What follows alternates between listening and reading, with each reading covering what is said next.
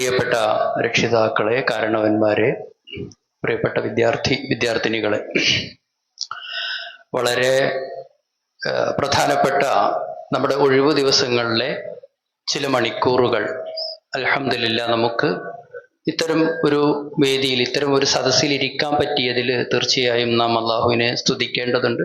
ഒത്തിരി ആളുകൾ പുറത്ത് ഈ അനുഗ്രഹങ്ങളൊന്നും അല്ലെങ്കിൽ ഇത്തരം സാധ്യതകൾ കിട്ടാത്ത ഒത്തിരി ആളുകൾ പുറത്തുണ്ട്. ഒരു നേരത്തെ സൂചിപ്പിച്ച പോലെ മൊബൈലുകളിലും അതുപോലെ മറ്റു കാര്യങ്ങളിലൊക്കെയാണ്. നമുക്ക് സാധാരണ നിലയിൽ MSMന്റെ പരിപാടികളൊക്കെ നടത്തുമ്പോൾ അവിടെ നമ്മൾ തീർച്ചയായും ചർച്ച ചെയ്യുന്നത് നമ്മുടെ വിശ്വാസവും പരലോകവുമായി ഒക്കെ ബന്ധപ്പെട്ട കാര്യങ്ങളാണ്. പ്രിയപ്പെട്ട കുട്ടികളോടും എനിക്ക് ചോദിക്കാനുള്ളത്, എന്തായിരിക്കും നമ്മുടെ ഈ ഇഖ്റ മോറൽ സ്കൂളിൽ ലഹരിക്ക് ഒരു സ്ഥാനം, അല്ലെങ്കിൽ ലഹരിയെക്കുറിച്ച് ഒരു സ്ഥാനം ഉണ്ടാകാനുള്ള കാരണം എന്തായിരിക്കും? ആർക്കെങ്കിലും പറയാമോ? എന്തായിരിക്കും?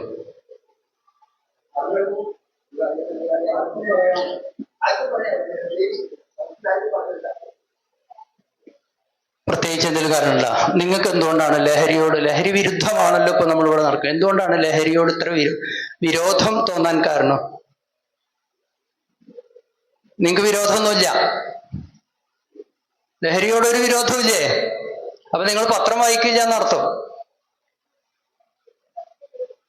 പ്രിയപ്പെട്ട ഷഹബാസ് ഓർമ്മയായിട്ട് ആഴ്ചകളെ ആയിട്ടുള്ളൂ. അതിന്റെ പിന്നിലെ കാരണം തേടി നമ്മുടെ നിയമം പോകുന്നത് ലഹരി ഉണ്ടോ എന്ന് അറിയാൻ വേണ്ടിയാ.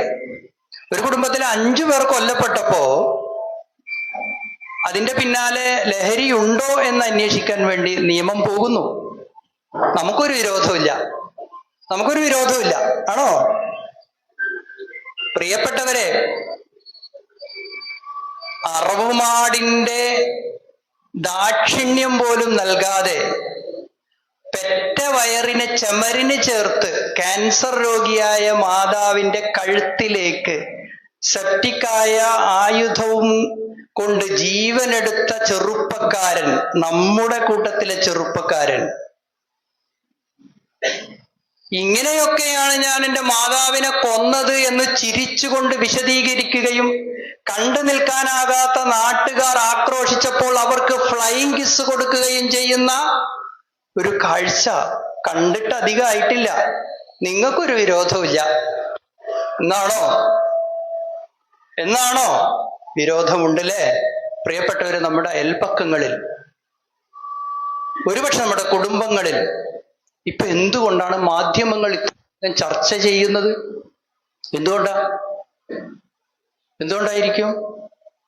ആളുകൾ, രക്ഷിതാക്കൾ ഇതുപോലെയുള്ള ക്ലാസ്സുകളിൽ ഇങ്ങനെ വിഷയം വെക്കുന്നതിന്റെ ഒരു കാരണം ഉണ്ടാവില്ലേ? എന്തായിരിക്കും? ഒരു നാൾ എൻ്റെ വീട്ടിൽ എൻ്റെ അനുജനോ അല്ലെങ്കിൽ എൻ്റെ മകനോ ആ കത്തിയുമായി എൻ്റെ നേരെയും വന്നേക്കുമെന്ന് ഭയം രക്ഷിതാക്കളെ പിടികൂടിയിരിക്കുന്നു. കഴിഞ്ഞില്ല. ലഹരിയുടെ ദൂരവ്യാപകമായ പ്രത്യാഘാതങ്ങൾ പലതും ഇന്ന്, പണ്ടത് ഒരാളെ, ഒരു വ്യക്തിയെ അല്ലെങ്കിൽ ഒരു ഒഴിഞ്ഞ മൂലക്കൽ മാത്രമായി ഒതുങ്ങിയിരുന്നത് ഇന്ന് നമ്മുടെ കുടുംബങ്ങളിലേക്ക് നാം അറിയാതെ വന്നു പോകുന്നു. ഭാര്യക്കറിയാതെ ഭർത്താവിൽ നിന്ന് എയ്ഡ്സ് പകരുമോ എന്ന ഭയം വരുന്നത് എങ്ങനെ? എയ്ഡ്സ് എന്ന് പറയുന്ന രോഗം കേട്ടിട്ടുണ്ടോ നിങ്ങൾ? എങ്ങനെ ഉണ്ടാവണതാ? ലൈംഗിക അരാജകത്വത്തിൽ നിന്നാ. പക്ഷേ നമ്മുടെ അടുത്ത പ്രദേശമായ വളാഞ്ചേരിയിൽ ഡിറ്റക്ട് ചെയ്ത എയ്ഡ്സ് രോഗം എങ്ങനെ ഉണ്ടായി എന്ന് നിങ്ങൾക്കറിയോ? എങ്ങനെ ഉണ്ടായത്? 7 പേർക്ക് എയ്ഡ്സ് രോഗം ഉണ്ടായത് എങ്ങനെ? ലഹരി ഉപയോഗിച്ച ഒരാൾ കുത്തിവെച്ച സിറിഞ്ച് അതേപോലെ മറ്റൊരാൾ കുത്തിവെച്ചപ്പോ ഉണ്ടായി. ഇനി അതിന്റെ സാമൂഹിക പ്രത്യാഘാതം എന്താ? അത് അയാളുടെ ഭാര്യക്ക് അങ്ങനെ അത് പടർന്നു പിടിക്കുന്നു. 1200 കേസുകൾ ഒരു വർഷം എയ്ഡ്സ് കണ്ടുപിടിക്കുന്നത്. പണ്ട് അത് 48 വയസ്സായിരുന്നു പ്രായമെങ്കിൽ ഇന്നിപ്പോ എത്ര പ്രായം എന്നറിയോ നിങ്ങൾക്ക്? അതിലെ 15% എയ്ഡ്സ് ബാധിച്ചിട്ടുള്ളത് 19 മുതൽ 23 വയസ്സുള്ള കുട്ടികൾക്കാണ്. വിരോധം വേണ്ടേ? വേണം. ജനുവരി ഫെബ്രുവരി മാസങ്ങളിൽ സർക്കാരിന്റെ കണക്ക് പ്രകാരം 588 കുട്ടികൾ, 17 മുതൽ 19 വയസ്സുള്ള കുട്ടികൾ ഡി അഡിക്ഷൻ സെന്ററിൽ ചികിത്സക്കായി അഡ്മിറ്റ് ചെയ്യപ്പെട്ടു. സർക്കാരിന്റെ കണക്കിൽ വന്നത് മാത്രം, വരാത്തത് അതിൽ കൂടുതലാണ്. മിംഹാർ ഹോസ്പിറ്റൽ എന്ന് പറയുന്ന ഒരു സംഗതി, ഒരു ഇതുണ്ട്, ഭ്രാന്താശുപത്രിയാണ്, സൈക്കാട്രിക് ചികിത്സ നടത്തുന്ന സ്ഥലമാണ്. അവിടെ എൻ്റെ അടുത്ത് കൗൺസിലിങ്ങിന് വന്ന ഒരു കുട്ടിക്ക് വേണ്ടി ഞാൻ വിളിച്ചു. കുറച്ച് ഡെപ്ത് കൂടുതലായിരുന്നു. അതുകൊണ്ട് അവനെ ചികിത്സിക്കാൻ വേണ്ടി ഞാൻ മിംഹാറിൽ വിളിച്ചപ്പോ അദ്ദേഹം പറഞ്ഞൊരു വാക്കുണ്ട്. അടുത്ത ഡോക്ടർ പറഞ്ഞതെന്താ അറിയോ? ഭ്രാന്തിന്, മാനസിക രോഗത്തിന് ചികിത്സിക്കാനുള്ള വാർഡുകൾ മുഴുവൻ ഡി അഡിക്ഷന് വേണ്ടി വന്നിട്ട് ഭ്രാന്തന്മാരെ ചികിത്സിക്കാൻ വാർഡുകളോ ബെഡുകളോ ഇല്ലാതെ ഇരിക്കുകയാണ്. ഇവിടെ നിറഞ്ഞു കവിഞ്ഞിരിക്കുകയാണ് ഡി അഡിക്ഷൻ സെന്ററിൽ. അതുകൊണ്ട് ഒരു കാര്യം ചെയ്യണം, നിങ്ങൾ വേറെ വല്ല ഹോസ്പിറ്റലിൽ നോക്കണം, അല്ലെങ്കിൽ നിങ്ങൾ 2 മാസം കഴിഞ്ഞ് വിളിച്ചു നോക്കൂ എന്ന് പറയുന്നിടത്തേക്ക് സാംസ്കാരിക കേരളം എത്തിയിട്ടുണ്ടെങ്കിൽ, പ്രിയപ്പെട്ടവരെ, ഈ നാടിന് പ്രതീക്ഷയാകുന്ന ഈ കുട്ടികളിൽ നിന്ന് ഇതിനെതിരെ സംസാരിക്കുന്ന, ഇതിനെതിരെ പറയാനും യുദ്ധം നയിക്കാനും അതിന്റെ മുന്നണി പോരാളികളുമാകേണ്ടുന്ന ഒരു വിഭാഗം ഇവിടെ വളർന്നു വരേണ്ടതുണ്ട്. അർഹതയുള്ള, അതിനെതിരെ പറയാനും സംസാരിക്കാനും അർഹതയുള്ള ഒരു വിഭാഗം ഇവിടെ വളർന്നു വരേണ്ടതുണ്ട് എന്നതിന്റെ അടിസ്ഥാനത്തിൽ അതിന്റെ മുന്നണി പോരാളികളെ ഒരുക്കുന്നതിന് വേണ്ടി തന്നെയാണ്, ബോധപൂർവമാണ് ഇവിടെ ഇത്തരമൊരു പരിപാടി സംഘടിപ്പിച്ചിട്ടുള്ളത്. ആരാണ് നോ എന്ന് പറയേണ്ടത്? അരുത് എന്ന് പറഞ്ഞ് കൈ പിടിക്കേണ്ടത് ആരാണ്? പ്രവാചകൻ പഠിപ്പിച്ചില്ലേ, മൻ റആ മിൻകും മുൻകറൻ, നിങ്ങളിൽ ആരെങ്കിലും ഒരു തിന്മ കണ്ടാൽ ഫൽയുഗയ്യിറുഹു ബിയദിഹി, അവനവന്റെ കൈകൾ കൊണ്ട് അതിനെ തടുത്തുകൊള്ളട്ടെ. ഫഇല്ലം യസ്തതി, അതിന് സാധിച്ചിട്ടില്ലെങ്കിൽ ഫബിലിസാനിഹി, അവന്റെ നാവ് കൊണ്ട് അതിനെതിരെ സംസാരിക്കട്ടെ. ഫഇല്ലം യസ്തതി, അതിനും സാധിച്ചിട്ടില്ലെങ്കിൽ ഫബിഖൽബി, അവന്റെ ഹൃദയം കൊണ്ട് അതിനെതിരെ ഒരു വെറുപ്പ് പ്രകടിപ്പിക്കുകയും ചെയ്യട്ടെ എന്നുള്ളതാണ്. ഒറ്റപ്പെട്ട സംഭവങ്ങളിൽ നിന്ന് ഇതിങ്ങനെ വർദ്ധിച്ചു. എൻ്റെ സർവീസ് അനുഭവങ്ങളിൽ കുറച്ച് കാര്യങ്ങൾ ഞാൻ നിങ്ങളുമായി ഇതിനിടക്കൊക്കെ പങ്കുവെച്ചു പോകും. അതിലൊരു അനുഭവം ഇതാണ്. ഒരു പ്രിയപ്പെട്ട ഉമ്മ എന്നോട് പറയാണ്, എൻ്റെ മകനെ നിങ്ങൾ ഇന്നിവിടെ ഡീറ്റെയിൻ ചെയ്യണം. അപ്പൊ അവൻ്റെ നിന്ന് കഞ്ചാവ് പിടിച്ചതിന്റെ അടിസ്ഥാനത്തിൽ അവന് കൗൺസിലിംഗ് കൊടുക്കാം. അവന് കഞ്ചാവ് കൊടുത്ത ആളെ ഞങ്ങൾ പിടിച്ചിട്ടുണ്ട്. ഇവന് 16-17 വയസ്സുള്ളൂ. നിങ്ങൾ 17 വയസ്സ് പറഞ്ഞാൽ +1 പഠിക്കാം. അവനെ നിങ്ങൾ കൊണ്ടുപോയിക്കോ എന്ന് പറഞ്ഞപ്പോ പറ്റില്ല. പകരം എന്ത് ചെയ്യണം? അവനിവിടെ അറസ്റ്റ് ചെയ്യണം, ഇവിടെ ഇടണം എന്ന് ഉമ്മ പറയാണ്. ആരാ പറയണേ? ഉമ്മ. സാധാരണ അങ്ങനെയുള്ള ഉമ്മമാരെ ഞാൻ കണ്ടിട്ടില്ല. സാധാരണ എന്താ പറയാ, എന്റെ മകൻ അങ്ങനെയുള്ള ഉമ്മമാരെ കണ്ടിട്ടുള്ളത്. ഈ ഉമ്മ പറയാണ്, അവിടത്ത് എനിക്ക് രാത്രിയിൽ കഴിയാൻ പേടിയാണ് എന്ന് ഉമ്മമാർ പറയുന്ന സാഹചര്യമുണ്ട്. ആ ഉദ്ദേശം വെച്ച് പല രാത്രികളിലും കടന്നു വന്നിട്ടുണ്ട്. എന്തു സുരക്ഷയിലാണ് ഞാൻ അവിടെ കഴിയേണ്ടത്? പലപ്പോഴും ഇറങ്ങി ഓടേണ്ടുന്ന സാഹചര്യം ഉണ്ടായിട്ടുണ്ട്. പെറ്റ മകൻ അങ്ങനെ ചെയ്തു എന്ന് പറയുമ്പോൾ അത് ഒറ്റപ്പെട്ട സംഭവമായിരുന്നു. പക്ഷെ ഇന്ന് ചാനലിൽ മുഖം മറച്ച് ഉമ്മമാർ വന്ന് പറയുന്നു, എൻ്റെ മകൻ എന്നെ ശാരീരിക ഉപദ്രവം നടത്തുന്നുണ്ട് എന്ന് ചാനലുകളിൽ വന്ന് പറയാൻ ധൈര്യം കാണിക്കുന്നിടത്തേക്ക് നമ്മുടെ സാക്ഷര കേരളം എന്നൊക്കെ നമ്മൾ അഭിമാനിക്കുന്ന ഈ കേരളം പോയിക്കൊണ്ടിരിക്കുകയാണ്. അപ്പൊ അത്രയും ഭീകരമായ ഒരു സംഗതി, ഒരു സവിശേഷ സാഹചര്യം ഇവിടെ ഉണ്ട്. യഥാർത്ഥത്തിൽ നമ്മളിപ്പോ ശ്രദ്ധ കൊടുക്കേണ്ടത് ഇതൊന്നല്ല, ഈ ലഹരിക്കെതിരെയുള്ള ചർച്ച ഒന്നല്ല. അത് നമ്മുടെ ഒരു ഗതികേടാ. നമ്മൾ ഇന്നിപ്പോ കൊടുക്കേണ്ടത് നമ്മുടെ അസ്തിത്വ പ്രതിസന്ധി നേരിടുകയാണ്. നമ്മള് വഖഫ് ബില്ല് എന്ന് പറയുന്ന ബില്ലിനെ പറ്റി മറന്നു വീണ അവസ്ഥയിലുണ്ട് എന്നുള്ളത് കൊണ്ടാണ് ഈ വിഷയം നടക്കുന്നത് എന്നാണ്. മൾട്ടി ഡ്രഗിസം, ഒന്നല്ല അതറിയാലോ. ഒരു ലഹരി വസ്തു മാത്രമല്ല ഇപ്പൊ ഉപയോഗിക്കുന്നത്, അതിന്റെ ഹൈറാർക്കി കൂടിയത്. എന്നിട്ട് ഈ ഉപ്പ എൻ്റെ അടുത്ത് വന്നിട്ട് ഒരു 4-5 ഐറ്റം കാണിച്ചിട്ട്, പാക്കറ്റുകൾ കാണിച്ചിട്ട് പറഞ്ഞു, സാറേ ഇതാണ് അവൻ ഉപയോഗിക്കുന്നത്, കൗൺസിൽ ചെയ്യാനാണ്. അപ്പൊ ഞാൻ ഇത് പിന്നെ അതിനേക്കാൾ അങ്ങനെയാണ്. അപ്പോ ആ ഉപ്പ എന്നോട് പറയാണ്, സാർ ഒരു കാര്യം ചെയ്യോ, ഇതിലെ ഈ മുകളിലുള്ള ഹൈറാർക്കി കൂടിയ 2 ഞാൻ ഐറ്റത്തിന്റെ പേരൊന്നും ഇപ്പൊ പറയണില്ല, കാരണം അതൊക്കെ വലിയ അപകട. ഇത് കേൾക്കുന്ന കുട്ടികൾ ഇതിൽ നിന്ന് പഠിക്കുന്നു, ഇത് അന്വേഷിച്ചു പോകുന്നു എന്നാ. ഈ ബോധവൽക്കരണത്തിൽ നിന്ന് കിട്ടുന്ന പേരുകൾ അന്വേഷിച്ച് പോകുന്ന സാഹചര്യമുണ്ട്. അപ്പൊ അതുകൊണ്ട് പേരുകൾ ഞാൻ പറയുന്നില്ല. അയാൾ പറയാണ്, ഈ ഗ്രാവിറ്റി കൂടിയ ഇത് 2 എണ്ണമെങ്കിലും ഒഴിവാക്കാൻ പറ്റുമോ എന്ന് എന്നോട് ചോദിക്കുകയാണ്. അങ്ങനെ ഒന്ന് പറയുമോ സാറ്? താഴെയുള്ള 2 ഉപയോഗിച്ചോട്ടെ എന്ന് പറയുന്നത് ഏതിന്റെ ഭാഷയാണ്? ഗതികേടിന്റെ ഭാഷയാണ്. ഒരു പിതാവ് കോംപ്രമൈസിന്റെ ഭാഷ സംസാരിക്കേണ്ടുന്നിടത്തേക്ക് എങ്ങനെയാണ് എത്തുന്നത്? നമ്മുടെ സമൂഹം എങ്ങനെയാണ് എത്തുന്നത്? അപ്പൊ ഞാൻ ദേഷ്യപ്പെട്ടു. അപ്പൊ ആ പിതാവിനോട് പറഞ്ഞത്, സാറേ, ഈ അവസാനത്തെ 2 ഞാൻ ഉപയോഗിക്കുന്നത് കണ്ടിട്ടാണ് അവൻ ഉപയോഗിക്കാൻ പഠിച്ചത്. അതുകൊണ്ട് എനിക്ക് പറയാൻ അതിന് അർഹതയില്ലാത്തത് കൊണ്ടാണ് ഞാൻ ഇതെങ്കിലും ഉപേക്ഷിക്കട്ടെ എന്ന് പറയുന്നത്. നോക്കൂ, ഗതികേടിന്റെ കോംപ്രമൈസിന്റെ ഭാഷ സംസാരിക്കേണ്ടി വരുന്നത് എന്തുകൊണ്ടാണ്? അതിനെ മാതൃക കാണിക്കുന്ന വലിയവർ നമ്മുടെ സമൂഹത്തിലുള്ളത് കൊണ്ടാണ്. അതിനെ മോഡലിംഗ് എന്ന് പറയുന്ന ഒരു പ്രത്യേക സൈക്കോളജിക്കൽ ഫാക്ടർ കൗമാരത്തിൽ ഉണ്ടാവുന്നതാണ്. അപ്പൊ അവര് സിനിമകളിൽ നിന്ന്, അവരാരാധിക്കുന്ന നായകന്മാരിൽ നിന്ന് അവർ കാണിക്കുന്നതൊക്കെ ജീവിതത്തിന് വേണ്ടതാണെന്ന് തെറ്റിദ്ധരിച്ചുകൊണ്ട് അവർ ഉപയോഗിക്കുന്ന ഒരു സാമൂഹിക സാഹചര്യം ഉണ്ടാകുന്നു. പ്രിയപ്പെട്ടവരെ, അങ്ങനെയൊന്നുമില്ലാതെ അതിൽ നിന്നൊക്കെ ഒരു രക്ഷപ്പെട്ട വിഭാഗം ഇവിടെ ഉണ്ടാകേണ്ടതുണ്ട്. അതിനെപ്പറ്റി കൃത്യമായ അറിവും ബോധവും ഉള്ള ഒരു വിഭാഗം ഇവിടെ ഉണ്ടാവേണ്ടതുണ്ട് എന്നതിൻ്റെ അടിസ്ഥാനത്തിലാണ് നമ്മൾ ഇത്തരം ക്ലാസ്സുകൾ വെച്ചിട്ടുള്ളത്. ഞാൻ ചോദിക്കട്ടെ, എന്താണ് ലഹരി? എന്താണ് ലഹരി? ഫുട്ബോൾ കളിക്കുന്നവരില്ല ഇവിടെ? ഫുട്ബോൾ എല്ലാവരും കളിക്കൂല്ലേ? ഫുട്ബോൾ കളിക്കുക. ഞാൻ പറയട്ടെ, ഒരു 2-3 ആളെ ഡ്രിബിൾ ചെയ്തിട്ട് ഒരു ഗോൾ അടിച്ചു. ഇയാള് ഗോൾ അടിച്ചു വിചാരിച്ചു.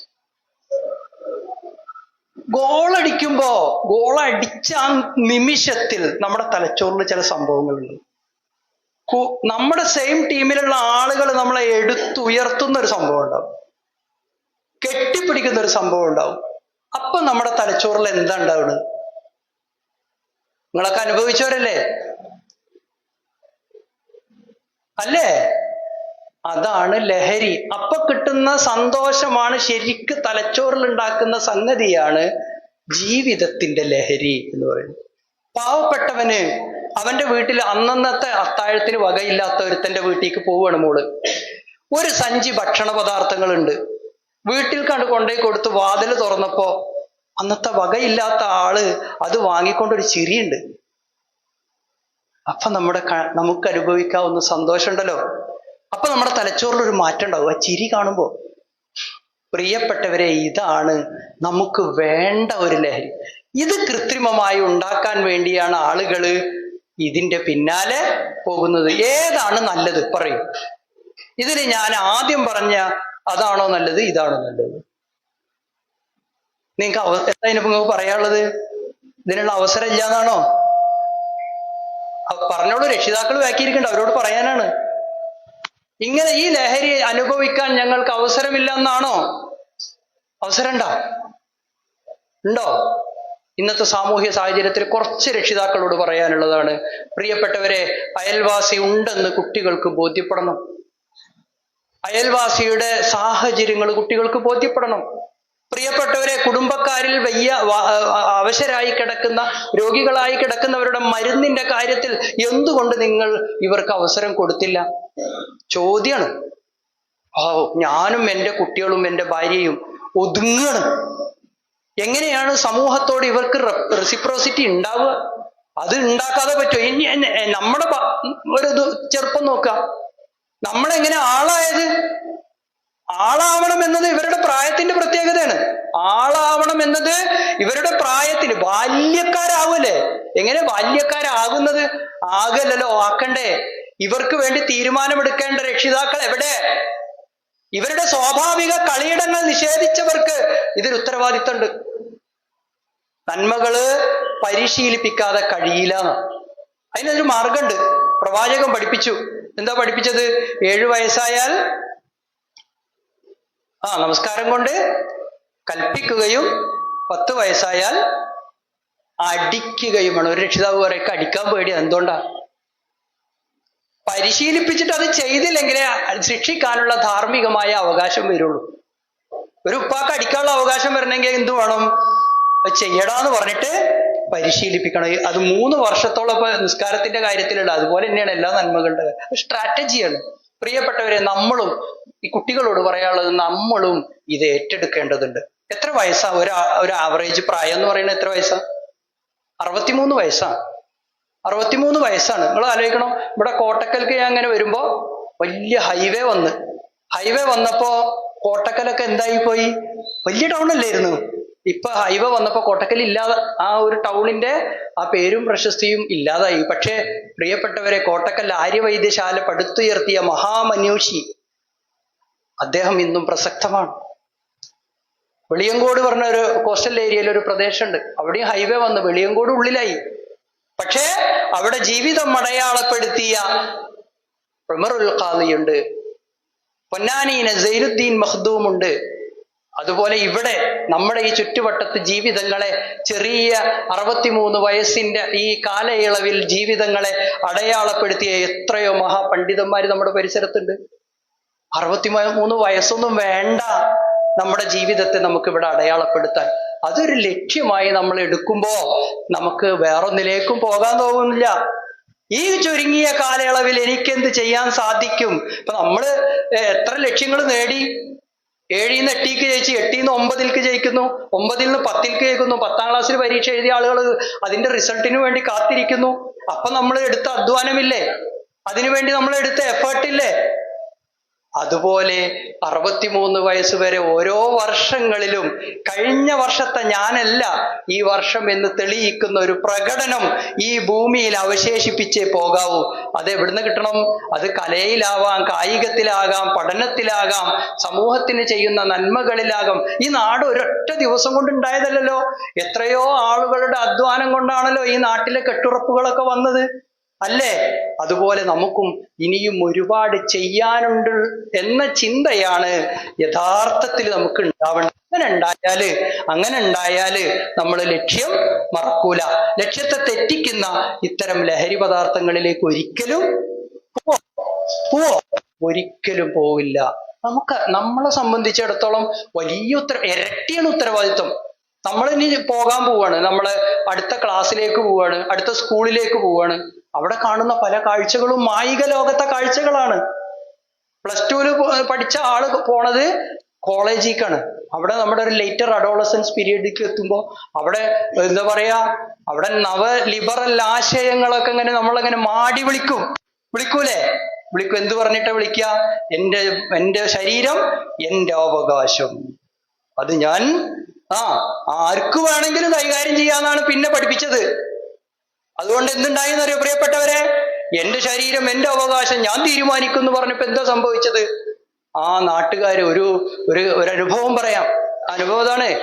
9ാം ക്ലാസ്സിലെ പെൺകുട്ടിയും 10ാം ക്ലാസ്സിലെ പെൺകുട്ടിയെയും ഒരു കേസിൽ റിലേഷണൽ പ്രോബ്ലം ആയിട്ട് പിടിക്കുകയാണ്. അങ്ങനെ പ്രശ്നമായി. അത് അവർ ക്ലാസ്സൊക്കെ കട്ട് ചെയ്തിട്ട് പോവുകയാണ്. അപ്പൊ അത് പ്രശ്നമായപ്പോ ഞങ്ങള് ആ കുട്ടിക്ക് ഒരു കൗൺസിലിംഗ് ഒക്കെ നടത്തി ഈ റിലേഷണൽ പ്രോബ്ലം ബ്രേക്ക് ചെയ്തിട്ട് ആ ആൺചെറുക്കനെ ആ സ്കൂളിൽ നിന്ന് മാറ്റേണ്ട ഗതികേട് വന്നു. ഒരാളല്ല, കുറെ ആൾക്കാർ ഇതേപോലെ തന്നെ അങ്ങനെയൊക്കെ ഉണ്ട്. നമ്മൾ വിചാരിക്കുന്നത് നമ്മളോടാണെന്നുള്ളതാണ്. അങ്ങനെ ചിന്തിക്കുകയാണ്, തെറ്റിദ്ധരിക്കുകയാണ്. ഈ പ്രോബ്ലം ബ്രേക്ക് ചെയ്തതിന് ശേഷം ഈ കുട്ടി വേറൊരിടത്ത് പോയി, പെൺകുട്ടി നമ്മുടെ സ്കൂളിൽ. പക്ഷേ 2 ദിവസം കഴിഞ്ഞ് ഈ കുട്ടി വന്നിട്ട് ഇന്റർവെൽ സമയത്താവുമ്പോ ഈ കുട്ടി ഇങ്ങനെ വിറക്കണം. സാറേ എനിക്ക് ക്ലാസ്സിൽ പഠിക്കാൻ പറ്റണില്ല, എനിക്ക് അങ്ങോട്ട് പോവാൻ തോന്നുന്നു. അങ്ങോട്ട് ഏതാ ഈ അങ്ങോട്ട്? ഇന്റർവെൽ സമയത്ത്, ഉച്ച സമയത്ത് ഇവർ സമയം ചെലവഴിച്ചിരുന്ന ഒരു കോർണറിലേക്ക് ഇവൾക്ക് പോവാൻ തോന്നുന്നു. എന്താ കാര്യം? ലിപ് ലോക്ക് എന്ന ആഭാസത്തിലൂടെ അവന്റെ നാവിലടിയിലുണ്ടായിരുന്ന ലഹരി ഈ പെൺകുട്ടിക്ക് കൈമാറിയിട്ടുണ്ട്. ഈ കുട്ടി അത് അറിഞ്ഞിട്ടുണ്ട്. ഒരു മിഠായി മധുരം നുണയുന്ന പോലെ ഉണ്ടായിരുന്നുള്ളൂ. പക്ഷെ അത് ലഹരി വസ്തു. അറിയാതെ പോലും നമ്മുടെ കൗമാരങ്ങളെ വലയിലാക്കുന്ന തരത്തിലേക്ക് ഈ സംഗതി മാറിയിട്ടുണ്ട്. ഒരു ഉദ്യോഗസ്ഥൻ പറഞ്ഞ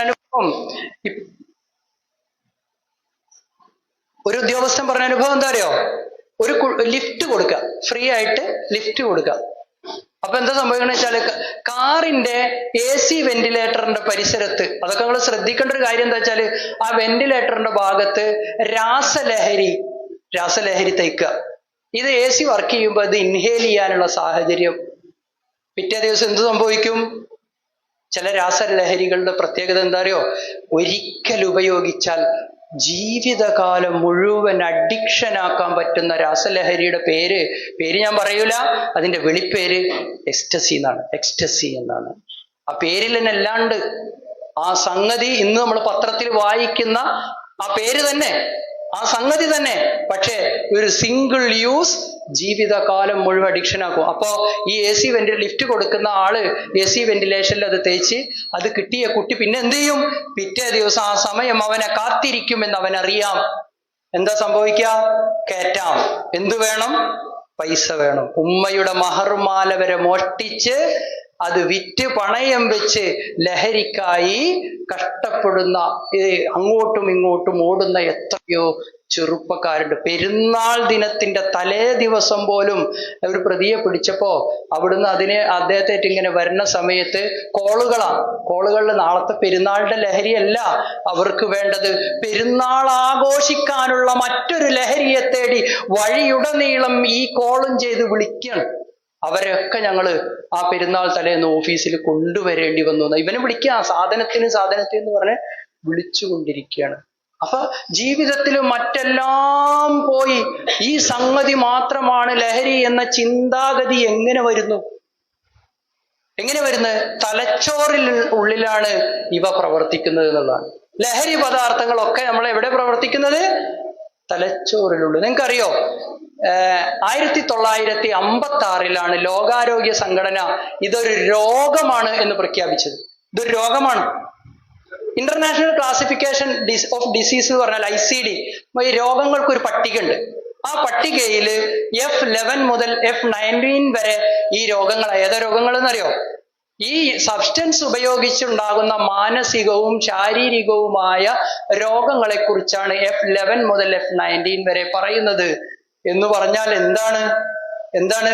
നമ്മൾ ഒരേ സമയം we are dealing with the devil and evil at the same time. പാപത്തോടും അതുപോലെ തന്നെ സാത്താനോടും ശൈത്വാനോടും ഒരേ സമയം ഡീല് ചെയ്യേണ്ടുന്ന അവസ്ഥയിലാണ് നമ്മളുള്ളത്. പ്രിയപ്പെട്ടവരെ, മറ്റൊരു കാര്യം, നമ്മൾ ഒരേ സമയം ദുരന്തമുഖത്തുമാണ്, ഒരേ സമയം യുദ്ധമുഖത്തുമാണ്. എന്താണ് യുദ്ധമുഖം? എന്താ? ആർക്ക് പറയാം? ലഹരിയുടെ കാര്യം വരുമ്പോൾ നമ്മൾ യുദ്ധമുഖത്തുമാണ്, ദുരന്തമുഖത്തുമാണ്. രണ്ടും നമ്മുടെ ഗതികേടാണ്.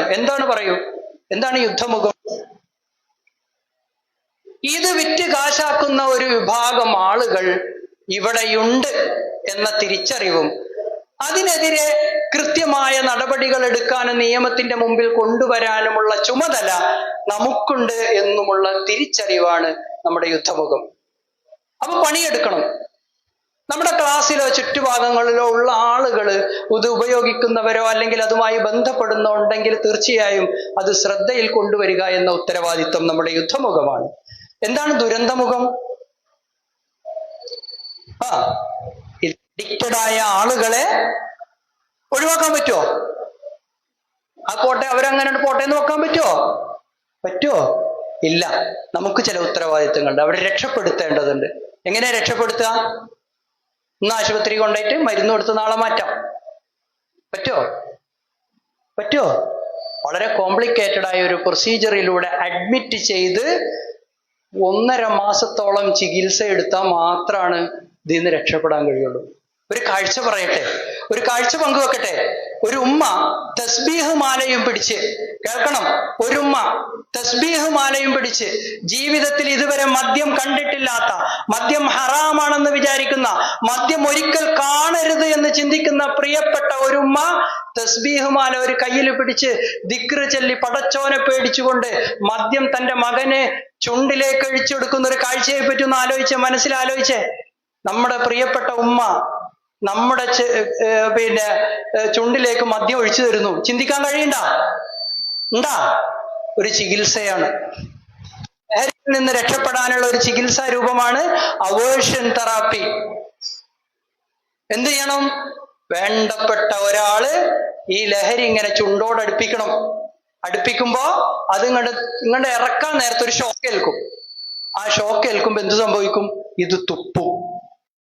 വീണ്ടും കൊടുക്കും, ഇത് തുപ്പും. വീണ്ടും കൊടുക്കും, ഇത് തുപ്പും.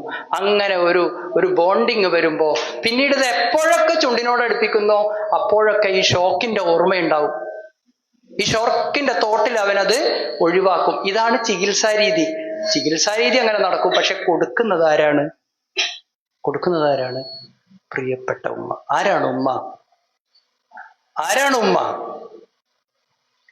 നമ്മളിൽ സ്നേഹമുണ്ട്, കരുണയുണ്ട്, ആർദ്രതയുണ്ട്. എങ്ങനെ വന്നതാ ഈ വികാരങ്ങളൊക്കെ? എങ്ങനെ വന്നതാ? ആരെങ്കിലും പറഞ്ഞു തന്നതാണോ? സ്നേഹവും കരുണയും ആർദ്രതയും അമ്മിഞ്ഞപ്പാലിനൊപ്പം പറയാതെ കണ്ണുകളിലൂടെ പകർന്നു തന്ന ആ വ്യക്തിത്വത്തിന്റെ പേരാണ് ഉമ്മ.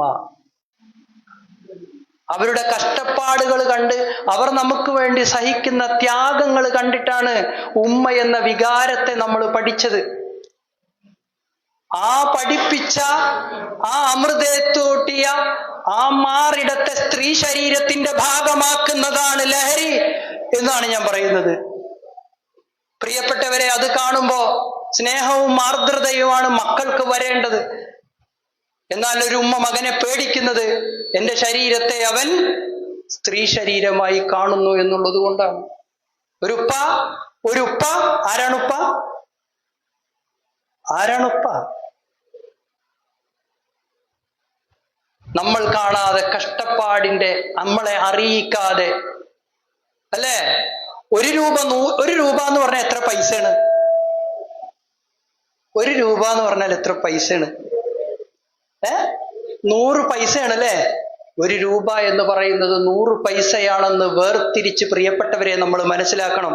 കാരണം 100 തുള്ളി വിയർപ്പും രക്തവും പൊടിഞ്ഞിട്ടാണ് അത് ഉപ്പയുടെ പോക്കറ്റിലേക്ക് എത്തിയത് എന്ന തിരിച്ചറിവുള്ള ഒരു കുട്ടിയും അത് അനാവശ്യമായി ലഹരിക്ക് കൊണ്ടുകൊടുക്കില്ല.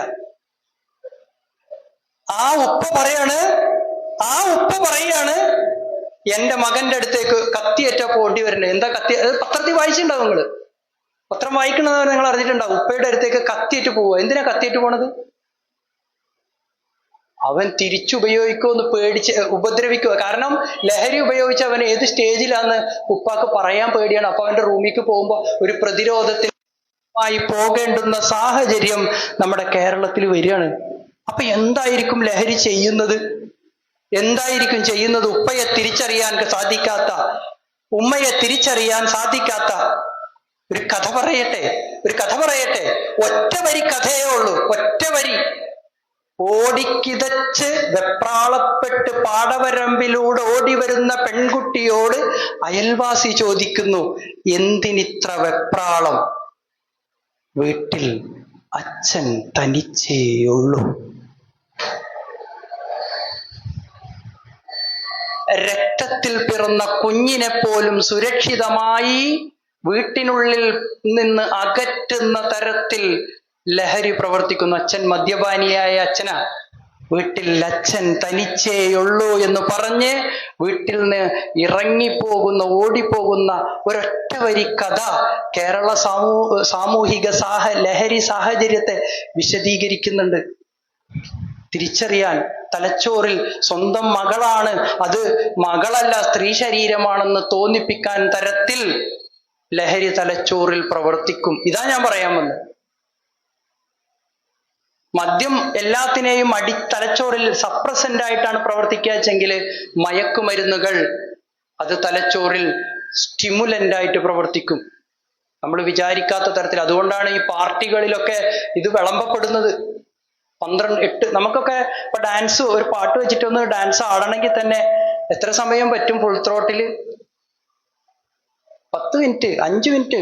പക്ഷെ മണിക്കൂറുകളോളം ഈ ക്ഷീണം അറിയാതിരിക്കാൻ തലച്ചോറിനുള്ളിൽ ഡോപ്പമിനും സെറോട്ടോണിനും കൃത്രിമമായി ഉൽപ്പാദിപ്പിക്കാൻ ഈ സ്റ്റിമുലന്റ് ആയിട്ടുള്ള മയക്കുമരുന്നുകൾ ഉപയോഗപ്പെടുത്തുകയാണ്. ഞാൻ ചോദിക്കട്ടെ, മയക്കുമരുന്ന് എന്ന് പറഞ്ഞാൽ ശരിക്കും എന്താ? നിങ്ങൾ കേട്ടിട്ടുണ്ടാവുമല്ലോ. എന്തിനാണ് മയക്കുമരുന്ന്? ലോകത്ത് കണ്ടുപിടിക്കപ്പെട്ട എല്ലാ മയക്കുമരുന്നുകളും മനുഷ്യ നന്മയ്ക്കായി കണ്ടുപിടിക്കപ്പെട്ടവർ. അറിയോ? ഓപ്പറേഷൻ തിയേറ്ററിൽ കൊണ്ടുപോയില്ലേ രോഗിനെ? പച്ചക്ക് കീറാൻ പറ്റുമോ? കീറുവോ? ഇല്ല. പിന്നെ എന്ത് ചെയ്യും? മയക്കണമെങ്കിൽ എന്ത് ചെയ്യണം? മരുന്ന് കൊടുക്കണം. മയക്കുമരുന്ന്. ഇന്ന് നിങ്ങൾ ഈ കേൾക്കപ്പെടുന്ന എല്ലാ മയക്കുമരുന്നുകളും ഇത്തരം മെഡിസിനൽ പർപ്പസിനായി ലൈസൻസ് കൊടുത്ത് കൃഷി ചെയ്യുന്നതാ. പക്ഷേ ഈ ദൗർഭാഗ്യകരം എന്ന് പറയട്ടെ, 5% മാത്രമാണ് മെഡിസിനൽ പർപ്പസിന് ഇപ്പൊ അത് ഉപയോഗിക്കുന്നുള്ളൂ. ബാക്കി 95% ലഹരി ആവശ്യങ്ങൾ. ഇതില്ലാത്തവൻ ഇത് ഉപയോഗിച്ചാൽ തലച്ചോറ് വേറെ മാതിരി പ്രവർത്തിക്കും. സൈക്കോപാത്തുകളായി മാറുന്നത്, ആന്റി സോഷ്യലായി മാറുന്നത് അങ്ങനെയാണ്. തലച്ചോറിൽ ഇവയുടെ പ്രവർത്തനം മൂലമാണ്. അപ്പൊ ഇത്രയും കോംപ്ലിക്കേറ്റഡ് ആയ ഒരു സംഗതിയാണ് എന്ത്, ലഹരി വസ്തു എന്ന് പറയുന്നത്. നമ്മൾ സിമ്പിളായിട്ട് ചിലപ്പോഴൊക്കെ നമുക്ക് തോന്നും നമ്മുടെ കൂട്ടുകാർ പറയുന്നതാണ്, അത് നമ്മുടെ പ്രായത്തിന്റെ പ്രത്യേകത. അതിൽ കുറ്റപ്പെടുത്താൻ പറ്റുമോ? ഇല്ല. നമ്മുടെ മാതാപിതാക്കളെക്കാൾ വേദവാക്യങ്ങളായി നമ്മുടെ കൂട്ടുകാരുടെ വാക്കുകൾ നമുക്ക് തോന്നുന്ന പ്രായമാണ് കൗമാരം. തെറ്റു പറയാൻ കഴിയില്ല. പക്ഷെ അവിടെ അതിനെ മറികടക്കുന്ന നല്ല തെരഞ്ഞെടുപ്പുകൾ നടത്തേണ്ടത് ആരാ? നല്ല കൂട്ടുകാർ, സ്നേഹം ഉള്ള കൂട്ടുകാർ, ഇത് ഉപയോഗിക്കാത്ത കൂട്ടുകാർ. അങ്ങനെ നല്ല തെരഞ്ഞെടുപ്പുകൾ നടത്തേണ്ടത് അതാരുടെ ഉത്തരവാദിത്തമാണ്? നമ്മുടെ ഉത്തരവ്. കാരണം നമ്മുടെ വീട്ടിൽ വന്നിട്ട്, നമ്മുടെ സ്കൂളിൽ വന്നിട്ട് നമ്മുടെ മാതാപിതാക്കൾക്ക് ഇവനെ കൂട്ടുകാരനാക്കിക്കോ, അങ്ങനെ പറഞ്ഞു തരാൻ പറ്റുമോ? ഇല്ല. നമ്മൾ പോകുന്നിടത്ത് നമുക്ക് അത് തിരിച്ചറിയാൻ കഴിയണം. ശരി, നോ എന്നൊരു വാക്ക് പറഞ്ഞേ. നോ ഒന്ന് പറഞ്ഞേ. എവിടെ നോ എന്ന് പറയേണ്ടത്? പല സ്ഥലങ്ങളിലും നോ എന്ന് പറയേണ്ടതുണ്ട്. അവിടെ നമ്മൾ സാരമില്ല, നീ ഉപയോഗിച്ചോ, ഞാനിവിടെ ഇരിക്കുന്നേ ഉള്ളൂ, അല്ലെങ്കിലും കട്ടക്കമ്പനി അല്ലേ, ഞാൻ ഒന്ന് ഒഴിഞ്ഞിരിക്കാം എന്ന് ചിന്തിക്കോ? പാടില്ലെന്ന് ഇസ്ലാം പറയുന്നു. ലഹരി ഉപയോഗിക്കുന്ന സദസ്സുകളിൽ പോലും ഇരിക്കാൻ പാടില്ല. അതാണ് നമ്മുടെ നിലപാട്. കഴിഞ്ഞില്ല, ലഹരി ഉപയോഗിക്കുന്ന പാത്രങ്ങളൊന്ന് ഞങ്ങൾ ഉപയോഗിച്ചോട്ടെ എന്ന് അബുൽ ഖൈസ് ഗോത്രം പ്രവാചകനോട് ചോദിച്ചപ്പോ പ്രവാചകൻ എന്താ പറഞ്ഞെന്നറിയോ? അത് മറ്റു ആവശ്യങ്ങൾക്ക്, മദ്യം അല്ലെങ്കിൽ ലഹരി സൂക്ഷിച്ചിരുന്ന വീപ്പകൾ, അതിന്റെ ഞങ്ങൾ ഉപയോഗിക്കോട്ടെ എന്ന് ചോദിച്ചപ്പോ എന്താ പറഞ്ഞെന്നറിയോ? അതുപോലും തച്ചുടക്കണമെന്നാവശ്യപ്പെട്ട ഒരു മതമാണ് ഇസ്ലാം. ആ ഒരു സംവിധാനത്തിലാണ് നമ്മൾ ഇന്ന് ഈ ക്ലാസ് കേൾക്കുന്നത്, അല്ലേ? നമുക്ക് അനുഗ്രഹമല്ലേ? ഓക്കെ. അപ്പോ അത് മാത്രല്ല, ഒരു കൂട്ടത്തിലുണ്ടായിരുന്ന ഒരാള്, ആ അബുൽ ഖൈസ് ഗോത്രത്തിലുള്ള ഒരാള് പ്രവാചകനോട് ചോദിച്ചു, പ്രവാചകരെ, ഞങ്ങളുടെ കാലാവസ്ഥ പരുക്കനാണ്, ഇത് ഉപയോഗിക്കാതിരുന്നാലേ ഞങ്ങളുടെ വയറൊക്കെ ചാടും, അതുകൊണ്ട് ഞങ്ങൾ മരുന്നിനായിട്ട് കുറച്ച് ഉപയോഗിക്കും, ഞങ്ങള് കുറച്ച് ഉപയോഗിക്കോട്ടെ, കാലാവസ്ഥയെ പ്രതിരോധിക്കാൻ വേണ്ടി ഉപയോഗിച്ചോട്ടെ എന്ന് പറഞ്ഞപ്പോ പ്രവാചകൻ എന്താ പറഞ്ഞെന്നറിയോ? ഞാൻ ഇത്ര ഉപയോഗിക്കാൻ അനുവാദം തന്നാല് താങ്കൾ അത് ഇത്രത്തോളം ഉപയോഗിച്ചേക്കും. അതുകൊണ്ട് അത് മാത്രല്ല, നീ നിന്റെ പിതൃവ്യപുത്രനെ വാളെടുത്ത് വെട്ടുകയും ചെയ്യും. നോക്കൂ, എത്ര കൃത്യമാണ് പ്രവാചകന്റെ വചനങ്ങൾ. ഇന്ന് ശാസ്ത്രം ടോളറൻസിനെ കുറിച്ചൊക്കെ സംസാരിക്കുകയാണ്. ഇത്ര കുടിച്ചാൽ പിന്നെ ഇത്ര ആകും എന്നുള്ളത് ശാസ്ത്രം ടോളറൻസ് എന്ന് പറയുന്ന വാക്കുപയോഗിച്ച് ഇപ്പൊ പറയുന്നു. പക്ഷെ പ്രവാചകൻ അത് അന്നേ പറഞ്ഞു വെച്ചു. ഇത്ര കുടിച്ചാൽ പിന്നീട് നീ ഇത്ര കുടിച്ചേക്കും. മാത്രമല്ല, നിന്റെ തലച്ചോറിൽ കാര്യമായ മാറ്റം ഉണ്ടാകും. അതുകൊണ്ട് നീ നിന്റെ പിതൃവ്യപുത്രൻ, ആരാ പിതൃവ്യപുത്രൻ? കസിൻ ബ്രദർ, അല്ലെ? കസിൻ ബ്രദറിനെ വാളെടുത്ത് വെട്ടിയേക്കും എന്ന് പറയുന്നത് ഇന്ന് നമ്മൾ നിത്യവാർത്തയാണ്. ഇന്നലെ ഒരു വാർത്തയിൽ സഹോദരനെ തലക്കടിച്ചു കൊന്നുകയാണ് ഈ സാധനം ഉപയോഗിച്ചിരിക്കുമ്പോ. ആരാ? ഏട്ടനും അനുജനും. പ്രവാചകൻ അതന്നേ പറഞ്ഞു വെച്ചു, നിന്റെ തലച്ചോറിൽ ഇത് കാര്യമായ മാറ്റങ്ങൾ ഉണ്ടാക്കും എന്ന് പ്രവാചകൻ അന്നേ പറഞ്ഞു വെച്ചു. അപ്പൊ ഈ ടോളറൻസും ഇതൊക്കെ ശരീരത്തിൽ കൂടുന്നതിനനുസരിച്ച് നമ്മൾ വലിയ വലിയ ചതിക്കുഴികളിലേക്ക് പോകുമെന്നതിൽ സംശയമില്ല. ഞാൻ പറഞ്ഞല്ലോ, അറിയാതെ തന്നെ അത്തരം സാഹചര്യങ്ങളിലേക്ക് ആളുകൾ എത്തിപ്പെടുകയും പിന്നീട് കുടുംബത്തിൽ ഒരു ഉപ്പ പറഞ്ഞെന്തറിയോ? അവനെ ഞാൻ ഒഴിവാക്കിയിരിക്കണെന്നാണ്. അവനെ ഞാൻ ഒഴിവാക്കി. അങ്ങനെ ഉപ്പ പറയോ? അയ്യോ, നമ്മുടെ ഉപ്പ പറയില്ല. പക്ഷേ അങ്ങനത്തെ ഒരു ഉപ്പ തന്നെയായിരുന്നു ഇദ്ദേഹവും. പക്ഷേ ചികിത്സിച്ചിട്ടും രക്ഷപ്പെടുത്താൻ പറ്റാത്ത തരത്തിൽ അവൻ വീണ്ടും ആണ്. അതാണ് ഈ ലഹരിയുടെ പ്രത്യേകത. റിലാപ്സ് എന്ന് പറയും. നിങ്ങൾ എത്ര ചികിത്സിച്ചാലും പലപ്പോഴും വീണ്ടും അതിലേക്ക് തന്നെ മടങ്ങിപ്പോവാനുള്ള സാധ്യത വളരെ കൂടുതലാണ്.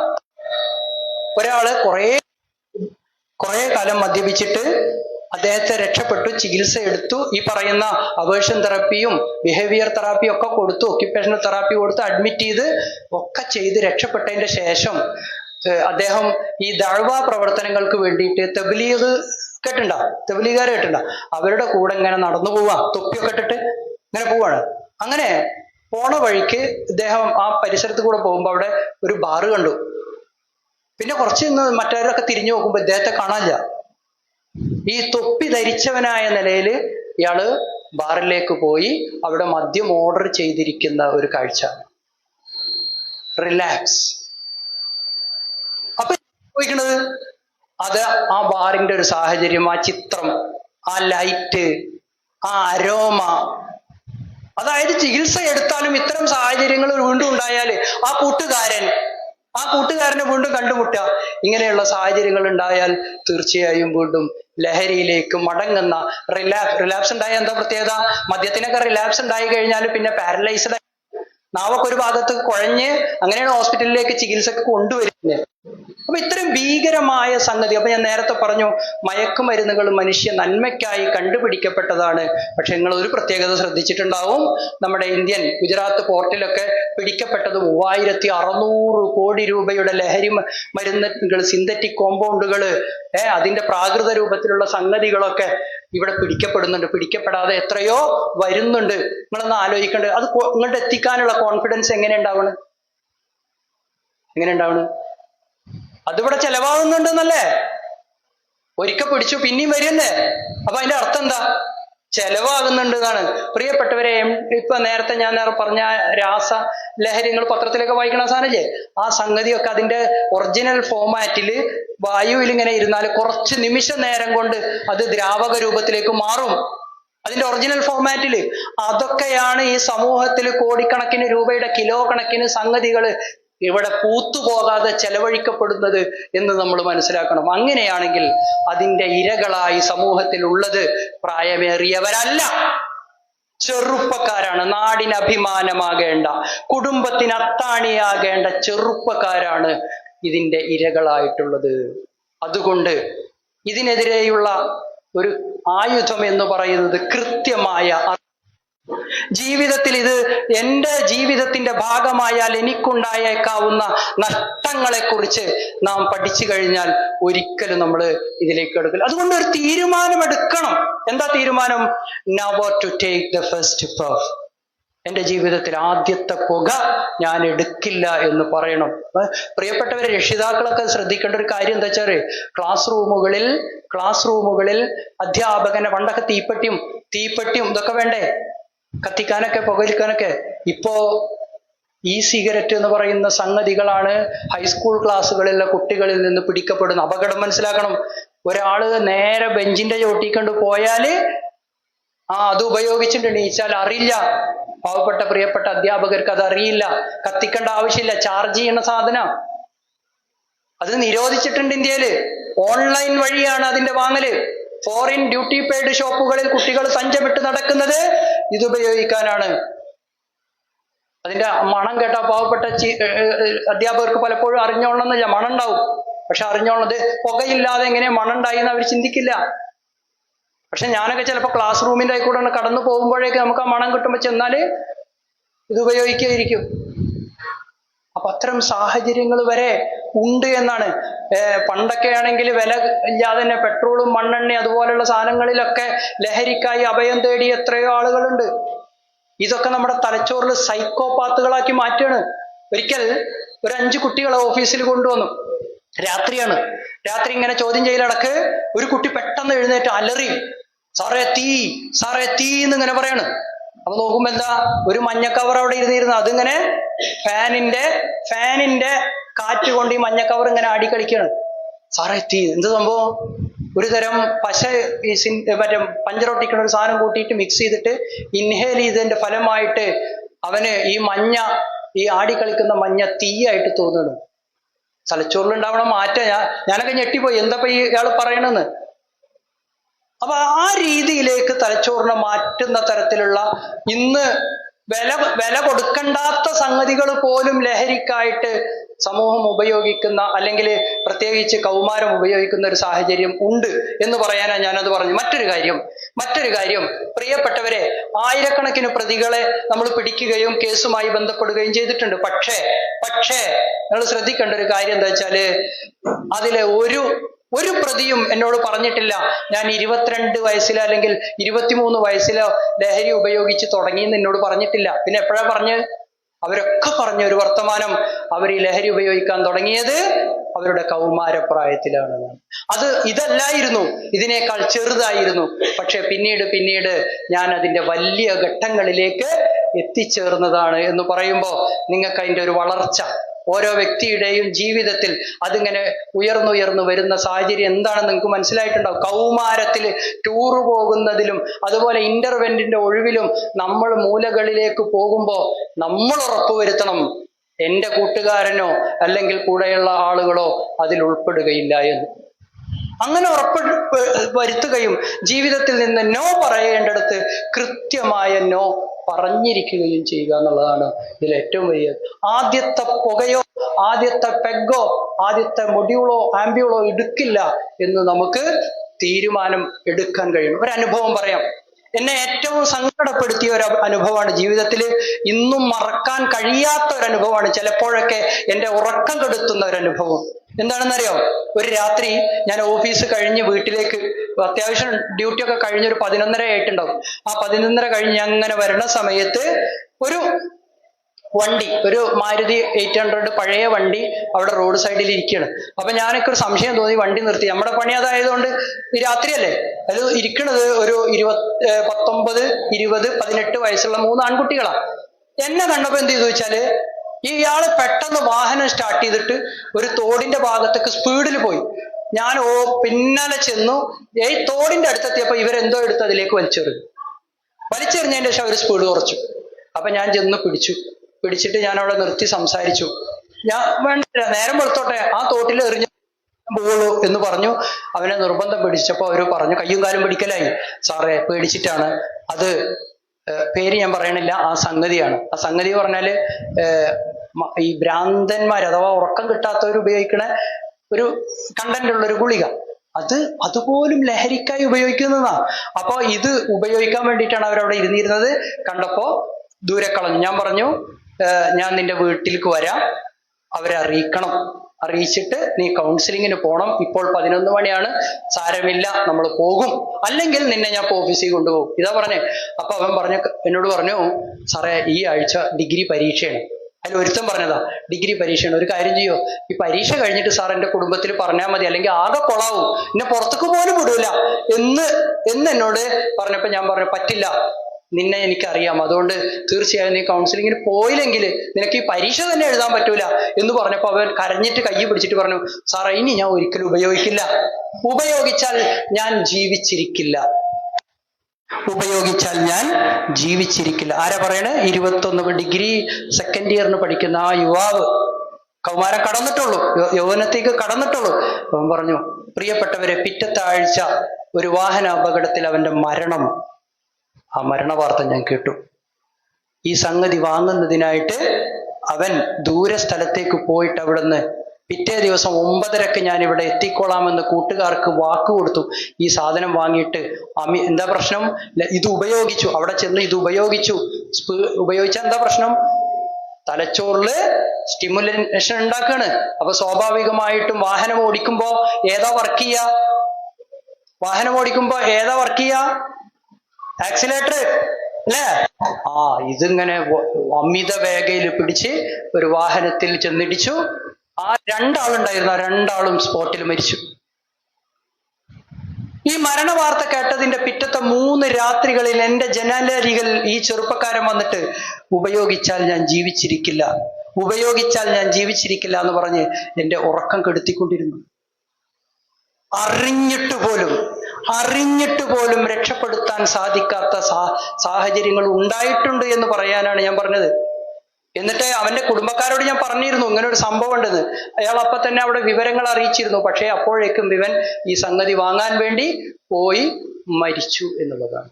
അപ്പൊ അങ്ങനെയുള്ള ഒരു സാഹചര്യം ഇവിടെ നിലനിൽക്കുന്നു എന്ന യാഥാർത്ഥ്യം നമ്മൾ തിരിച്ചറിയാതെ പോകരുത്. ഇതിന്റെ അവസാനമൊക്കെ എന്താണെന്നറിയോ? എന്താ? എല്ലാവരാലും ഉപേക്ഷിക്കപ്പെട്ട് ചികിത്സിക്കാൻ പോലും തയ്യാറല്ലാത്ത രീതിയിൽ വെറുത്തു തുടങ്ങുന്ന ഒരു ഘട്ടം നമ്മുടെ ജീവിതത്തിൽ വരും എന്നുള്ളതാണ്. ഇത്തരം സംഗതികൾ ഉപയോഗിച്ചാൽ അവർക്ക് മറ്റു നിവൃത്തികളില്ലാതെ വരും. നിയമം പോലും പരാജയപ്പെടുന്ന ചില സന്ദർഭങ്ങളുണ്ട്. ഞാൻ ഒരു ഉദാഹരണം പറയാം. നിങ്ങൾ കേട്ടിട്ടുണ്ടാകും വാർത്തയിൽ ഡോക്ടർ വന്ദനാദാസ്. കേട്ടിട്ടുണ്ടോ? ആര് കേട്ടുള്ളത്? ഡോക്ടർ വന്ദനാദാസ് ഒരു ഹൗസ് സർജൻസി കഴിഞ്ഞ് MBBS കഴിഞ്ഞ് ഹൗസ് സർജൻസിയുടെ വക്കത്ത് നിൽക്കുന്ന സമയത്താണ് അവർ കൊല്ലപ്പെട്ടു. എങ്ങനെ കൊല്ലപ്പെട്ടത്? പോലീസുകാർ കൊണ്ടുവന്ന ഒരാളാണ് അടുത്ത് നിന്ന സർജിക്കൽ കത്തിയെടുത്ത് അവരെ കുത്തിയത്. എന്താ സംഭവിച്ചെന്നറിയോ? ആ സംഗതി അറിയുമായിരുന്നെങ്കിൽ ഒരു പക്ഷെ പോലീസുകാര് അവരുടെ മുമ്പിൽ കൊണ്ടുവരില്ലായിരുന്നു. എന്താണ് സംഭവം? മദ്യപിച്ച ചില പ്രത്യേക ഘട്ടങ്ങളിൽ ഈ വെർണിക് കൊർസാക്കോഫ് സിൻഡ്രോം എന്ന് പറയുന്ന ഒരു രോഗാവസ്ഥ ഉണ്ട്. അതിലെന്താ സംഭവിക്കുക വെച്ചാൽ സംശയം ഉണ്ടാവും. സംശയരോഗാണ്. അപ്പോ തൻ്റെ ചുറ്റുമുള്ള ആളുകൾ എന്നെ ആക്രമിക്കുന്നുണ്ടോ എന്ന ഒരു സാഹചര്യം, അത് ഉപ്പയോ രക്ഷിതാക്കളോ ഒക്കെ ആവാം, സംശയമാണ്. അപ്പൊ എന്താ ചെയ്യാ? അതിനെ പ്രതിരോധിക്കാൻ തിരിച്ച് ആക്രമിക്കും. എന്നെ എല്ലാവരും കൂടി ഇപ്പൊ നമ്മൾ തന്നെ പറയാം, ചികിത്സക്ക് കൊണ്ടുപോകണം എന്ന് പറഞ്ഞാൽ പോലും സംഭവിക്കണത് എന്താണ്? എന്നെ കെട്ടിട്ടിട്ട് എൻ്റെ ജീവിതം ഇല്ലാതാക്കാൻ പോവുകയാണെന്ന് വിചാരിച്ചിട്ട് തിരിച്ചാക്രമിച്ചേക്കും. അതുപോലെ പോലീസുകാർ വന്നപ്പോ ഇയാൾ പറഞ്ഞു എന്നെ ആരൊക്കെയോ ആക്രമിക്കാൻ വരുന്നു. അപ്പോൾ പോലീസുകാർക്ക് മനസ്സിലായില്ല ഇത് മദ്യപിച്ചത് കൊണ്ടുണ്ടായ സംശയമാണെന്ന് മനസ്സിലായില്ല. അവരവിടെ ചുറ്റുവട്ടം തിരഞ്ഞപ്പോ ഒന്നും കാണാനില്ല. പക്ഷെ മതിലിലിടിച്ച് ഇയാളുടെ മുട്ടൊക്കെ പരിക്ക് പറ്റിയിട്ടുണ്ട്. ഇയാൾ എന്ത് ചെയ്തു? നേരെ ഹോസ്പിറ്റലിൽ കൊണ്ടുപോവാണ്. അപ്പോഴും അയാൾ എങ്ങനെയാണ്? മദ്യപിച്ചവനായ നിലയിലാണ്. അയാൾക്ക് ഈ രോഗാവസ്ഥ വന്നിട്ടുണ്ട്, തലച്ചോറിൽ ഈ അവസ്ഥ വന്നിട്ടുണ്ട്. നേരെ ചെല്ലുന്നു, ആയുധങ്ങളുമായിട്ട്, സർജിക്കൽ കത്തിയൊക്കെ ആയുധങ്ങളായിട്ട് അയാൾക്ക് തോന്നി. സ്വാഭാവികമായും അവർ എന്നെ ആക്രമിച്ചേക്കുമോ എന്ന ഒരു തോന്നലുണ്ടായി. അതിനെ പ്രതിരോധിക്കാൻ കത്തിയെടുത്ത് വന്ദനാദാസിനെ കൊന്നു. ഒരു കുടുംബത്തിന്റെ പ്രതീക്ഷ അതോടെ അസ്തമിച്ചു. നിയമപാലകർ കൂടെ ഉണ്ടായിരുന്നിട്ട് പോലും രക്ഷിക്കാൻ പറ്റാത്ത സാഹചര്യം. അതൊന്ന് നമ്മുടെ കുടുംബത്തിലാണെങ്കിൽ ഒന്ന് ആലോചിച്ചു നോക്കും. നമ്മുടെ കുടുംബ സാഹചര്യങ്ങളിൽ അങ്ങനെ ഒന്നും ഉണ്ടാവുകയാണെങ്കിൽ എത്ര ഭീകരമായിരിക്കും. ആർക്കും പ്രതിരോധിക്കാൻ പറ്റാത്ത തരത്തിൽ ജീവിതങ്ങൾ പൊലിഞ്ഞു പോകുന്ന സാഹചര്യങ്ങളിലേക്ക് കേരള സമൂഹത്തെ മൊത്തം കൊണ്ടുപോകുന്ന ഒരു വലിയ ഭീകരമായ ഭയാനകമായ ഇനിയും വലിയ വിപത്തുണ്ടാക്കുന്ന ദൂരവ്യാപകമായ പ്രത്യാഘാതങ്ങൾ ഉണ്ടാക്കുന്ന ഒരു വലിയ അപകടമാണ് ലഹരി എന്ന തിരിച്ചറിവ് നമുക്കുണ്ടാവുകയും ജീവിതമാണ്. അതുപോലെ നമുക്ക് ചുറ്റുവട്ടമുള്ള ബന്ധങ്ങൾ നിലനിർത്തുന്നതിലാണ് ജീവിതത്തിന്റെ ലഹരി എന്നും കുടുംബത്തോടൊപ്പം ചെലവഴിക്കുന്ന നിമിഷങ്ങളാണ് ഏറ്റവും സുന്ദരമായ നിമിഷങ്ങൾ എന്നും എന്നാണോ നമുക്ക് തോന്നുന്നത് അന്ന് കൃത്യമായി നമ്മൾ ഇതിനോട് നോ പറഞ്ഞിരിക്കും. തൊടിയിലുണ്ടാകുന്ന ചെടിയിൽ നിന്ന് കിട്ടുന്ന ഒരു ഫലം ഉപ്പയുടെയും ഉമ്മയുടെയും ഒപ്പം ഇരുന്ന് അത് പകുത്ത് കഴിക്കുമ്പോൾ കിട്ടുന്ന സന്തോഷത്തിന്റെ പേരാണ് ലഹരി. പുലർക്കാല സുബഹിക്ക് എഴുന്നേറ്റ് ബാങ്കിന് തർജീഅ് നടത്തി നമസ്കാരം നിർവഹിച്ച് ഒരു ഉത്തരവാദിത്വത്തോടെ കൂടെയുള്ള ഒരു ജീവിതം നയിക്കുന്നതാണ് യഥാർത്ഥ ലഹരി എന്ന് തിരിച്ചറിയണം. പ്രിയപ്പെട്ടവരെ, നാം വളരുന്ന പല ഘട്ടങ്ങളിൽ സമൂഹത്തിന്റെ പാവപ്പെട്ടവൻ നൽകുന്ന ടാക്സുകളിൽ നിന്ന് നമുക്ക് അതിന്റെ ഒരു വീതം നമ്മൾ പറ്റുന്നുണ്ട് എന്ന തിരിച്ചറിവ് നമുക്കുണ്ടാവണം. അതുകൊണ്ട് സമൂഹത്തിനോട് നമുക്ക് തിരിച്ചും ഉത്തരവാദിത്തമുണ്ട്. നമ്മുടെ വിദ്യാഭ്യാസത്തിൽ പാവപ്പെട്ടവന്റെ ടാക്സ് ചെലവഴിക്കപ്പെടുന്നുണ്ടെങ്കിൽ, നമ്മുടെ ആരോഗ്യകാര്യത്തിൽ പാവപ്പെട്ടവൻ നമുക്ക് നൽകപ്പെടുന്ന വാക്സിനുകളിൽ പാവപ്പെട്ടവന്റെ ടാക്സ് ഉണ്ടെങ്കിൽ അത് തിരിച്ചും നമ്മളിൽ നിന്ന് അവർ പ്രതീക്ഷിക്കുന്നുണ്ട്. അത് തിരിച്ചു കൊടുത്തേ മതിയാകൂ. ഞാനിപ്പോ പലപ്പോഴും അത്ഭുതപ്പെട്ടിട്ടുണ്ട്. ബസ്സിൽ യാത്ര ചെയ്യുമ്പോൾ ഒരു പെൺകുട്ടി ഫോണൊന്ന് തരാമോ സാറേ എന്നോട് ചോദിച്ചു. ഫോൺ കൊടുത്തു. അത് ഉപയോഗിച്ച് കഴിഞ്ഞതിന്റെ ശേഷം ഇങ്ങനെ മടിയിലേക്ക് ഒരു ഏറ് അതെന്റെ അവകാശമാണെന്നാണോ അവർ കരുതുന്നത്? നമ്മൾ അങ്ങനെ കരുതുന്നുണ്ടോ? ഇല്ല. നമ്മുടെ ജീവിതത്തിൽ നമുക്ക് സമൂഹത്തിൽ നിന്ന് കിട്ടുന്നതൊന്നും നമ്മുടെ അവകാശമായിട്ടൊന്നല്ല. അങ്ങനൊന്നും ചിന്തിച്ചു പോകരുത്. തിരിച്ച് നമുക്ക് എന്തൊക്കെ കിട്ടിയിട്ടുണ്ടോ അതൊക്കെ തിരിച്ചു നൽകാനുള്ള ബാധ്യതയും നമുക്കുണ്ട് എന്ന് തിരിച്ചറിയുക. അങ്ങനെ നല്ല തിരിച്ചറിവുള്ള ജീവിതത്തിൽ കൃത്യമായി നമ്മൾ വിജയിക്കാനുള്ള ഒരു മന്ത്രം കൂടി ഞാൻ നിങ്ങൾക്ക് പറഞ്ഞു തരികയാണ്. പരിശുദ്ധ ഖുർആനിന്റെ വചനമാണ്. അത് പഠിച്ചു വെക്കുന്നവർക്ക് ജീവിതത്തിൽ ഒരിക്കലും ലഹരിയിലേക്ക് പോകാൻ കഴിയില്ല. ഇന്നമൽ ഖംറു വൽ മൈസിറു വൽ അൻസ്വാബു വൽ അസ്ലാമു റിജ്സും മിൻ അമലി ശൈത്താൻ ഫജ്തനിബൂഹു ലഅല്ലകും തുഫ്ലിഹൂൻ. പ്രിയപ്പെട്ടവരെ, വിജയിക്കാനുള്ള ഒരു മന്ത്രം ഖുർആൻ പഠിപ്പിച്ചു തന്നു. എന്താണത്? നിങ്ങൾ ലഹരിയിൽ നിന്നും, ചൂതാട്ടങ്ങളിൽ നിന്നും, ബലിപ്രതിഷ്ഠകളിൽ നിന്നും, അമ്പുകോലുകളിൽ നിന്നും വിട്ടുനിൽക്കുക എന്നുള്ളതാണ് അതിലെ പ്രധാനപ്പെട്ട നമ്മുടെ വിഷയം. ലഹരിയിൽ നിന്നും, ചൂതാട്ടങ്ങളിൽ നിന്നും, അത് തലച്ചോറിനെ ബാധിക്കുന്നതാകയാൽ അതിൽ നിന്ന് വിട്ടുനിൽക്കുക. തീർച്ചയായും നിങ്ങൾക്ക് വിജയമുണ്ട്. ഈ വിജയമന്ത്രം നെഞ്ചിലേറ്റുന്നിടത്തോളം കാലം ഇത്തരം സാഹചര്യങ്ങളിൽ നിങ്ങൾ ഒരിക്കലും പെട്ടുപോകുകയില്ല. കൃത്യമായി മനസ്സിലാക്കി ജീവിതം മുന്നേറുക. അള്ളാഹു അനുഗ്രഹിക്കുമാറാകട്ടെ. ഞാൻ നിർത്തുന്നു. വആഖിറു ദഅ്വാനാ അനിൽ ഹംദുലില്ലാഹി റബ്ബിൽ ആലമീൻ. അസ്സലാമു അലൈക്കും വറഹ്മത്തുള്ളാഹി.